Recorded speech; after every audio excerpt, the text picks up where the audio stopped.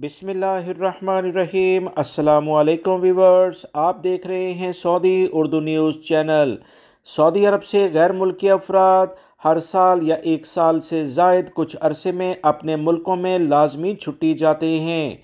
बहुत सारे गैर मुल्की भाई इस बारे में सवालात कर रहे थे कि अगर वो छुट्टी का वीज़ा जारी करवा लें जो उनकी कफ़ील कंपनी जारी करती है और उसके बाद वो किसी भी बुनियाद पर ना जा सकें तो इस पर क्या होगा। ये अहम तरीन सवाल अक्सर गैर मुल्की अफराद के जहनों में आता है, क्योंकि सऊदी अरब से जाने से पहले इनके बहुत सारे मामला तनख्वाह से मुतल्लिका इशूज़ या दीगर और अहम इशूज़ पैदा होने की बुनियाद पर वो सऊदी अरब से छुट्टी पर वक्त पर नहीं जा पाते।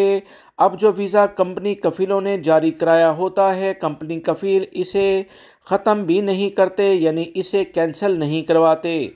तो ऐसी सूरत में गैर मुल्की अफराद के लिए क्या मुश्किलात हो सकती हैं, इस पर सऊदी महकमा पासपोर्ट ने कहा कि खरूज अऊदा यानी छुट्टी वाले वीज़े की मुद्दत ख़त्म होने से कबल इसे लाजमी इस्तेमाल किया जाए, वरना इसे कैंसिल कराया जाए।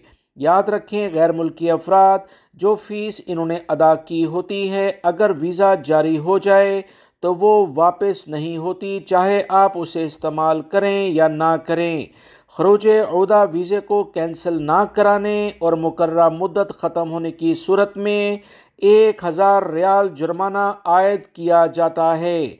सऊदी अरब में मौजूद बहुत सारे गैर मुल्की अफराद को इस बारे में इल्म नहीं, क्योंकि इस तरह के बहुत सारे सवालात पूछे जाते थे कि अगर वो छुट्टी वक्त पर ना जाएं और वीज़ा भी कैंसिल ना हो तो क्या होगा। तो याद रखें, 1000 रियाल का जुर्माना महकमा पासपोर्ट कर देता है।